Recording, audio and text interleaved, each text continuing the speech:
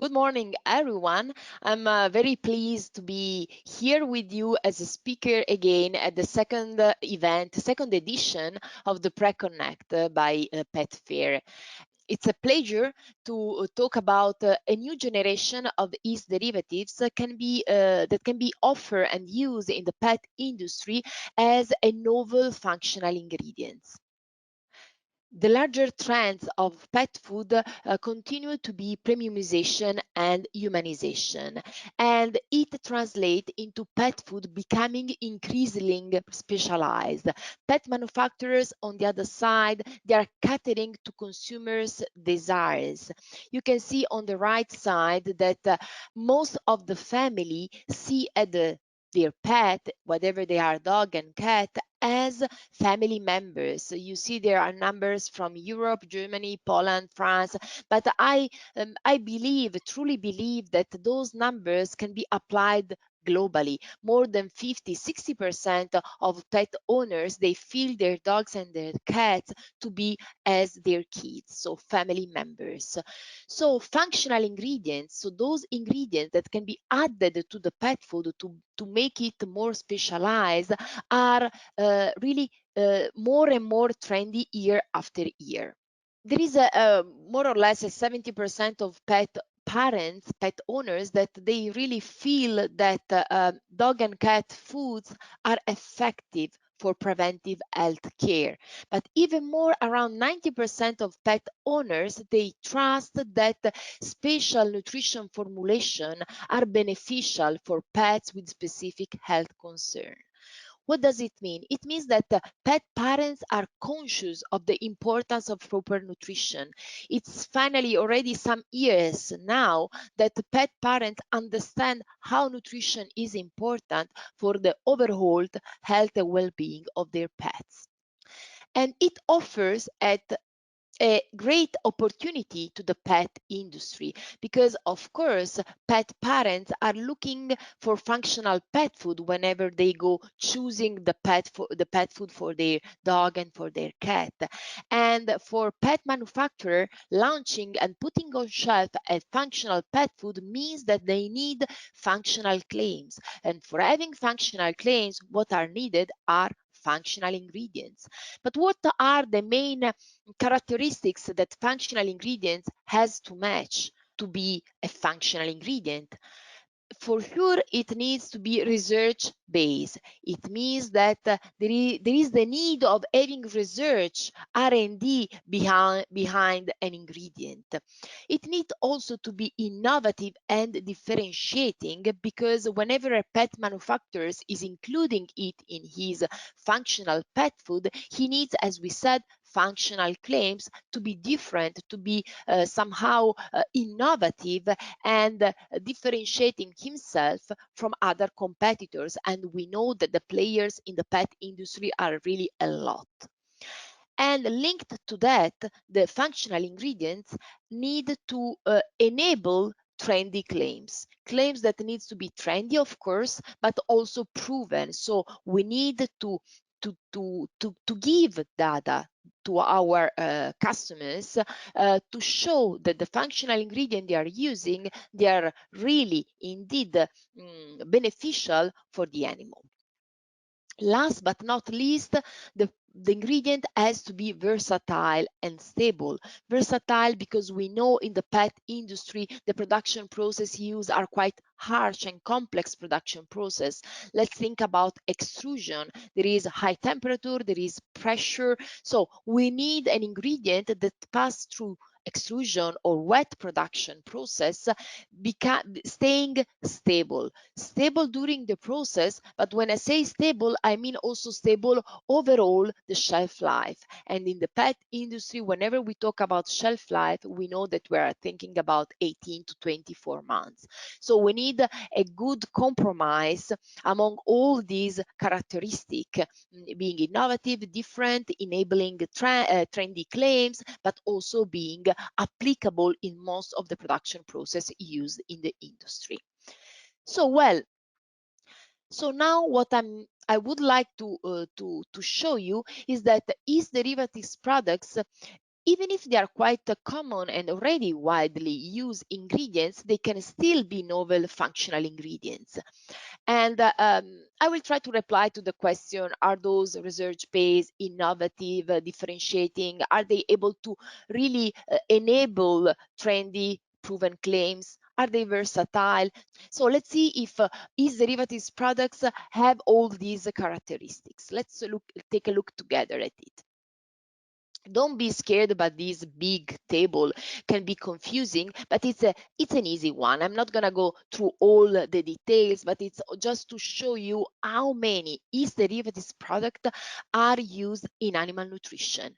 You can find in the market whole cell yeast, so it means that the whole cell of the yeast is used as live, as inactivated one, or can be also inactivated but enriched in nutrients. On the other side, you can also find yeast fractions, extracts, or cell wall products. So you can use either the external layer of the cell wall of the yeast, or you can use the inner, let's say the inner components of the yeast cell. And it's around yeast fraction that I'm going to focus in the next slide. Within the yeast fraction, we still have several ingredients that can be used, as I said, coming from the inner, like the extract, or coming from the outside. And I want just to bring and focus a bit the attention on the cell wall products. Why? Because those are the main, most common used yeast derivatives product in animal nutrition. And why it happens? Well, the cell wall products, as we said, they are ingredients coming from the external, from the layer of the cell wall, and they're used for two main reasons.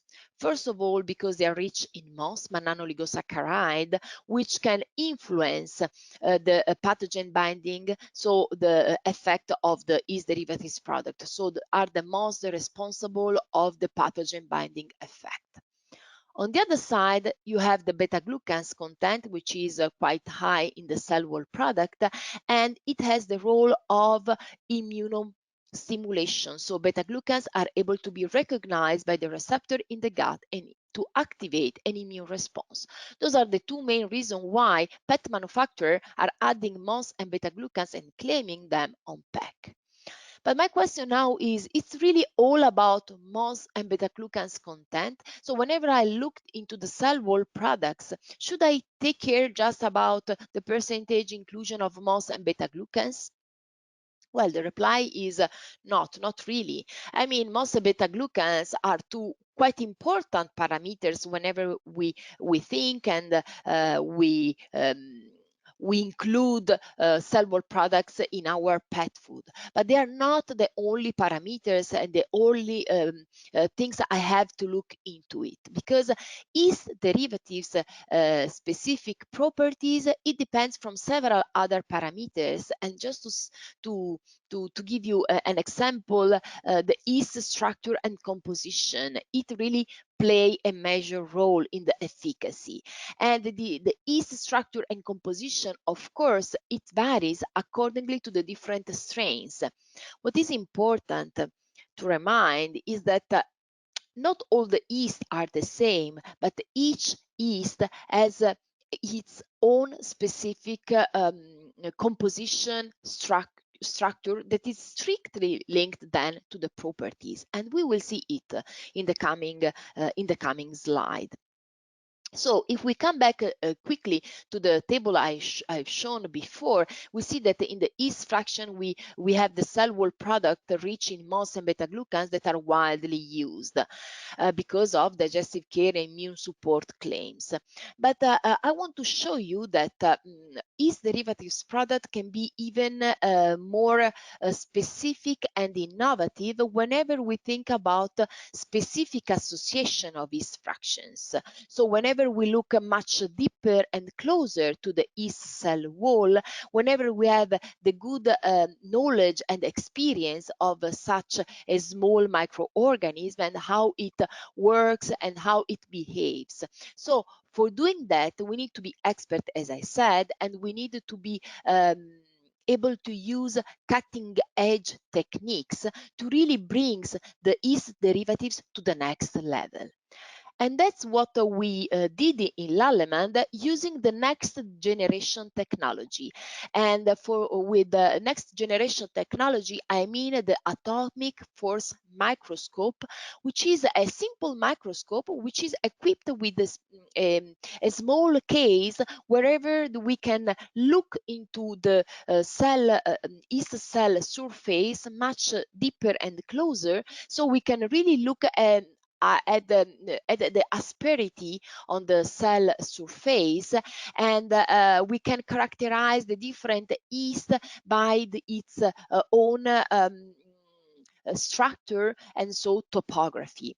And together with the atomic force microscope, we can use also the single molecule force spectroscopy, which give us a step further because we have a small tip, and this tip of the microscope is functionalized. It means is equipped with a special compound which is able to bind the yeast wall, mimicking the interaction that occur between the yeast and the cell, or the yeast and the bacterium. So we can really see the interaction of that specific yeast strains with the bacteria or with another cell. So we can really see which are the bond that our specific strain is able to create.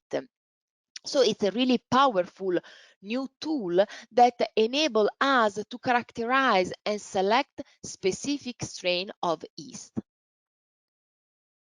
And it comes from this next generation of technology that comes the next generation of yeast derivatives. As I said, a functional ingredients need to be research based, and that's the case. It was a three-step R&D project that took Lallemand yeast derivatives to the next level. It was a first step. It was a step of characterization of the different yeast strains out of our big archive of strains, followed by the selection among all those strains of the right one, depending on its effect. And the effect of the yeast strain is depending by genetic, so the specific strain it comes from, and we were able with the spectroscopy to look into it and to choose those that have also the strongest ability to adhere, to bind with the pathogens. But last but and not least, the third step was to apply to each specific strain the right production process, because what we have been able to see is that also the production process is able to affect the efficacy of the yeast derivatives, because the production process is able to has an impact on the structure of the cell wall. Well, that's the way in which has born the product we call YOUNG, which is an yeast association new generation. So it's an association of three specific inactivated yeast strains, two strains of Saccharomyces cerevisiae and one strain of Ciberlindera iadini. And those three strains have been selected through this three-step research project in order to have an innovative product that is the only formulated product on the market of yeast. So it's the only product containing three different strains together. With those three different strains has a different mode of action, but they are complementary whenever they are together. And they have been combined specifically in order to offer superior binding capacity and also a synergistic, broader, and well-balanced immune modulation effect. So once we have a research-based functional ingredient, we need to pass to the second step. So we need to show and to be able to show data that truly the product has superior binding capacity and synergistic immunomodulation. And to do that, we need trial that can be in vitro or in vivo. And I want to go through them specifically in dog and cats. As I said, as the first objective of the new generation of yeast derivatives was to have a stronger pathogen binding capacity. We have seen that the binding capacity are somehow linked to the most component of the cell wall product. But in this case, in young, in this association of yeast strains, we have selected specifically the strain in order to have a high prevalence of adhesive polysaccharide patches on the yeast surface. The second big benefit of yang is to allow a simultaneous activation of several immune receptors in order to give a more balanced immunomodulation rather than a specific immunostimulation as the one given by beta-glucans that are able to activate just one receptor. But we will see it in few slides later. So as I said, we need a trial. Let's start with an in vitro trial with which we have been able to show the superior binding capacity of yang.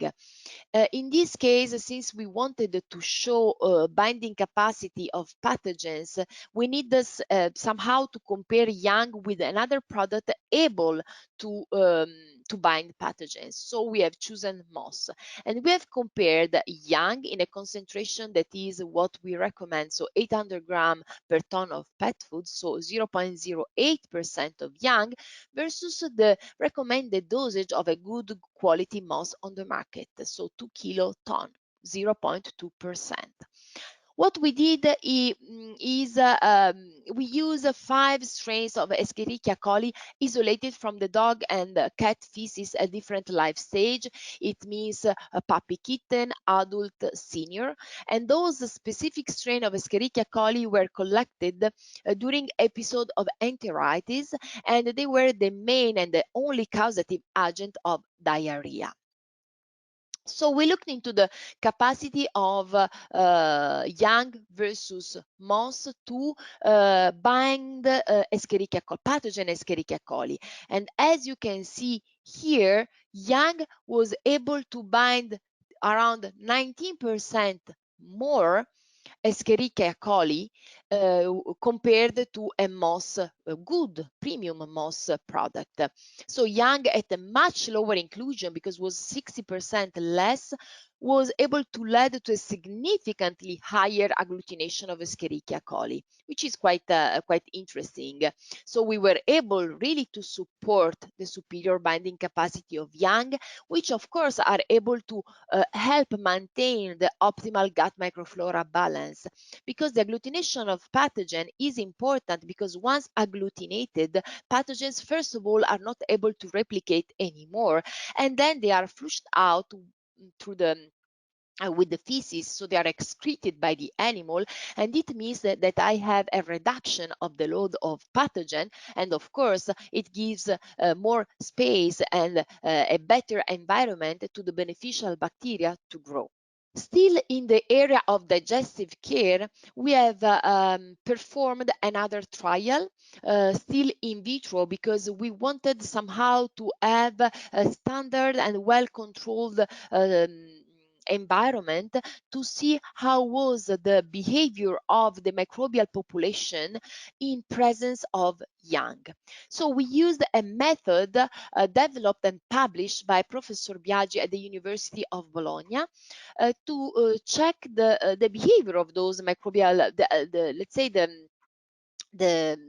behavior of the microbial population, and more specifically of the beneficial bacteria in 24 hours. The methodology, it involved 5 flasks containing canine fecal inoculum, plus some undigested extruded diet that was previously digested, and in addition to that, yang, again in a concentration of 0.08%. If you want to know more about this methodology, it has been published, and you can see here some details, or eventually you can contact us and we will let you have the specific methodology that has been used. Well, what we have seen is that already after 6 hours and then confirmed again at 24 hours, we had an increase of the total microbial population in the group that was treated with young. And if we look more specifically in the bifidobacterium and in the lactobacillus subspecies, you can see that you have a 6 and then a 24 hours again, an increase of more than 12. So we have 14% more in bifido and 12% more in lactobacillus. In the treated young group.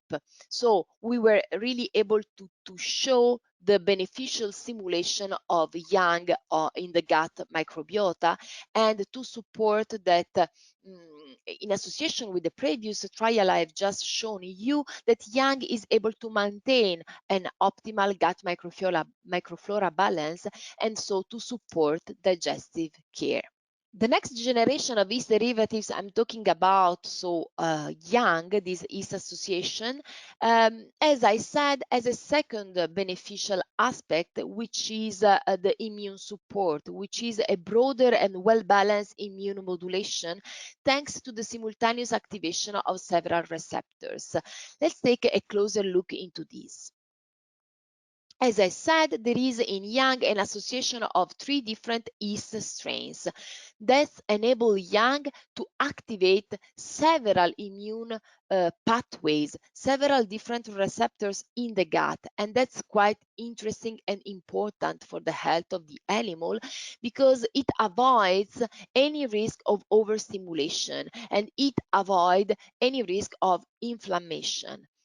It is due to the strain combination and, of course, to the multi-receptor activation, and it gives a synergistic effect that we have been able to patent. And that's very important even compared with the beta-glucan activation. As we have seen at the beginning, cell wall products are mainly used for the most content with the binding pathogen capacity that we have seen. We have been able to somehow go a step further with young, but also for the content in beta glucans, which are able to stimulate the dectin-1 receptor. But this is a single receptor activation. So there is with beta glucans the activation always of the same receptors, which is well recognized and well shown in several studies that can lead to an overstimulation and a prolonged inflammation, which of course it's not healthy, but it can be detrimental for the animal. Also in this case, we needed some data specifically in dogs to show that the immunomodulation effect expected by young was given in the real world, let's say. So what we did an in vivo trial. This in vivo trial was run in parallel by Professor Biagi at the University of Bologna, in parallel with the in vitro trial that I have shown you before. And in this in vivo trial, we have used 16 healthy adult dogs. The duration, the trial lasted for 28 days, and the young group has received again 800 grams per ton of pet food, versus control group that have received the same diet without any supplementation, but just some placebo, of course. So what we have seen, we have looked into the parameters we checked as being the fecal IgA and the fecal pH. In terms of fecal IgA, we looked into it because we know that the IgA are well recognized non-invasive biomarker of immunomodulation, and there are some publication available on the measurement of fecal IgA in different species, mouse, humans, dogs. And we know IgA is the most abundant class of antibody in the mucous membranes, and they are quite important in mucosal immunity because they inhibit the attachment and penetration of bacteria in the lumen, but they also increase the mucus secretion and prevent inflammation inflammatory reactions that could, of course, cause damage to the epithelial tissues. So we choose IgA as a biomarker to show the immunomodulation of young. And as you can see here, the group of dogs supplemented with young as already at 21 days, but then again at 28 days, if more than 50% more fecal IgA compared to the control group. Then we look also at the fecal pH, and we have seen a drop in the fecal pH in the group of dogs supplemented with young. It's important to look at this parameter that is somehow confirming what I've seen in the previous trial in vitro that I have shown you, because the drop in the fecal pH, what is meaning is the reduction of the fecal pH in the colonic luminal, lumen. So somehow we see that the environment is acidic, and an acidic environment inhibit the development of the undesirable bacteria and create a favorable environment for the beneficial bacteria. And as we have seen in vitro, there was in fact an increase of the the lactic acid producer bacteria when young is supplemented. So it's absolutely confirming this drop in the pH and this favorable environment for the lactic bacteria, which are the beneficial ones. So with this data, we were able to show and to prove the immunomodulatory capacity and properties of young, which is able to help reinforce pets' natural defenses.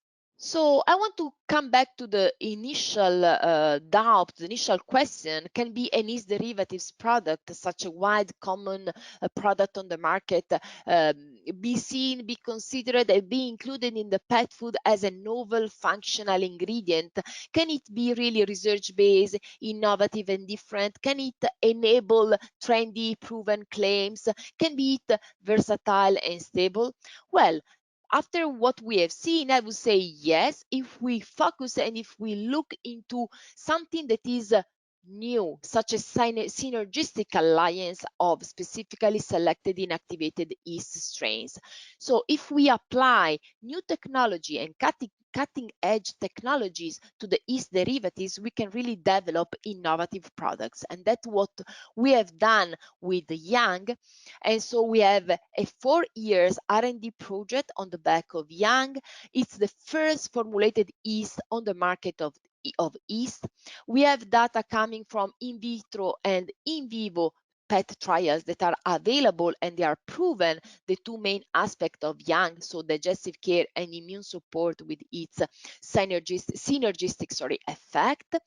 And we can ensure that the product is stable through any production process and also during the 16, 18, and 24 months of shelf life of the pet products.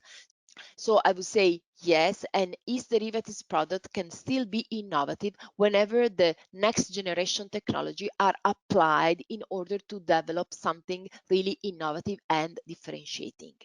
If you want to know more about the R&D project behind young and all the cutting edge techniques that has been used by our R&D team to develop young, please come to our virtual booth and you will see that there is available a video that will show you more in details the R&D project in the 3 steps of the R&D project. Thank you very much for your attention, and if you have any question, please you can ask me or you can write to my email address. Thank you very much.